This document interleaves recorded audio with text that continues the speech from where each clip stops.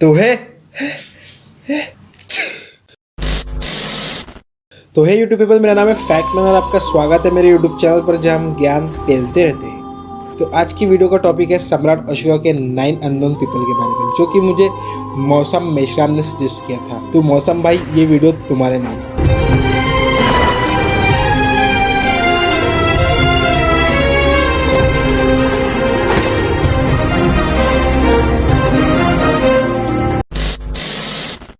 हमारी इंडिया के हिस्ट्री में कुछ ही शासक हैं जिनको महानता के लिए याद किया जाता है।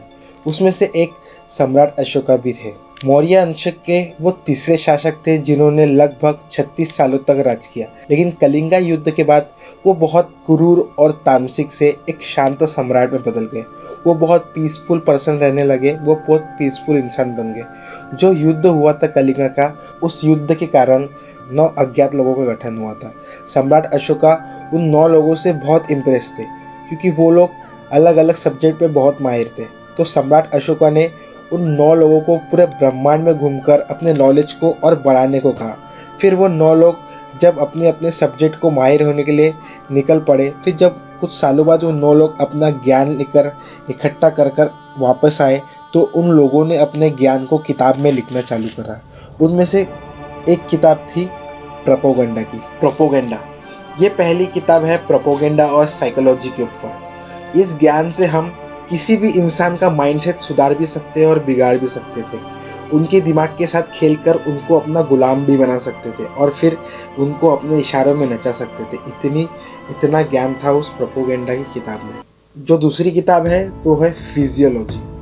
इस किताब को साइंस ऑफ किलिंग कहा जाता है। इसमें इंसानों के शरीर के कुछ ऐसे टच पॉइंट के बारे में लिखा गया है जिनको आप टच करते ही उनकी मौत को बुला सकते हैं और लोगों को बिल्कुल ये नेचुरल डेथ लगेगी। मतलब इंसानों के शरीर के कुछ ऐसे पॉइंट बताए गए हैं जिनको आप टच करते ही कोई भी इंसान को एक झटके में मार सकते हैं और वो डेथ बिल्कुल नेचुरल डेथ लगेगी।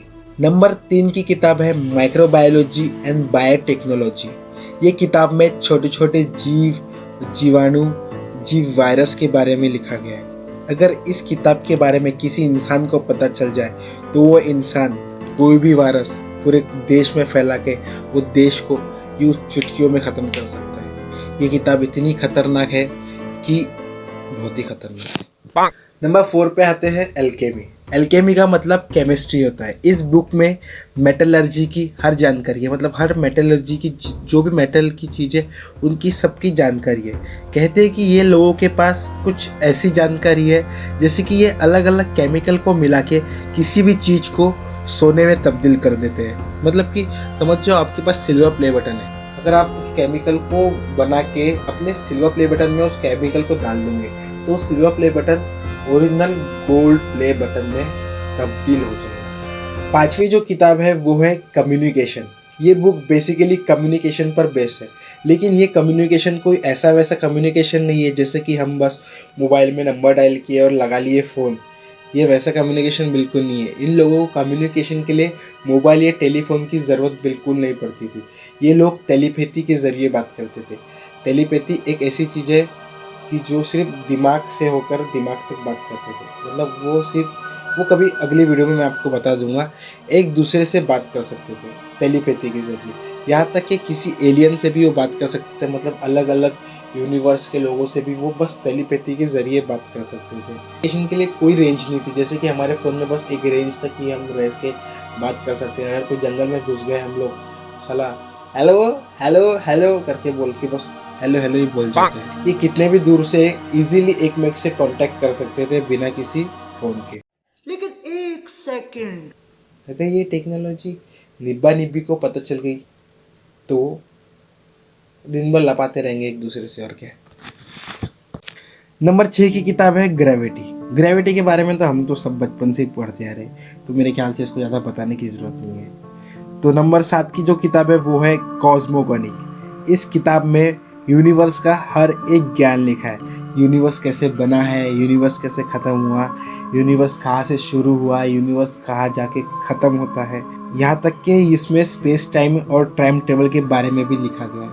मतलब हम टाइम में कैसे आगे, टाइम में कैसे पीछे आ सकते हैं, टाइम में कैसे आगे देख सकते हैं, टाइम में कैसे पीछे देख सकते हैं। इतना खतरनाक ज्ञान है इस कॉस्मोगनी किताब में। ये किताब तो मेरे को भी होना। नंबर 8 की जो किताब है वो है लाइट। ये बुक लाइट वेव्स और लाइट स्पीड और पावर ऑफ लाइट का ज्ञान बताती है और लाइट को कैसे हथियार की तरह यूज़ कर सकते हैं वो बताया गया है। बिल्कुल द अमेजिंग स्पाइडरमैन के इलेक्ट्रो कैसे, जैसे वो इलेक्ट्रिक का यूज़ करके लोगों को मारता है, वैसे ही शायद इस किताब में लाइट को यूज़ करके लोगों को मारने का हथियार बताया गया है। नंबर 9 की जो किताब है वो है सोशियोलॉजी। ये किताब में बिल्कुल वही ज्ञान लिखा है जो हम चाहते हैं। अब आप शायद पता नहीं आप चाहते कि नहीं चाहते, लेकिन मैं तो यही चाहता। ये किताब में लिखा है कि हम इंसान कैसे एकजुट होके रह सके, हम इंसान कैसे एकता बना के रह सके। वरना आजकल के इंसान तो यही बोलते हैं कि मैं हिंदू हूँ, मैं मुस्लिम हूँ, मैं सिख हूँ, मैं ईसाई हूँ, तू अलग धर्म का है, मैं अलग धर्म का। लोग आजकल यही बोल के झगड़ा करते रहते हैं और एकता बना के नहीं रखते। बस एकता आज बिल्कुल नाम की रह गई है और जो एकता है वो तो G5 पर। खैर वीडियो बहुत लंबी बन रही है तो मैं उन 9 लोगों के बारे में और डिस्कस नहीं कर सकता, तो मैं किसी और वीडियो में डिस्कस करूँगा। मुझसे सवाल पूछा गया था कि क्या वो 9 लोग अभी भी ज़िंदा है, तो मेरा जवाब ये है कि हाँ, शायद ज़िंदा हो भी सकते हैं और नहीं भी हो सकते हैं।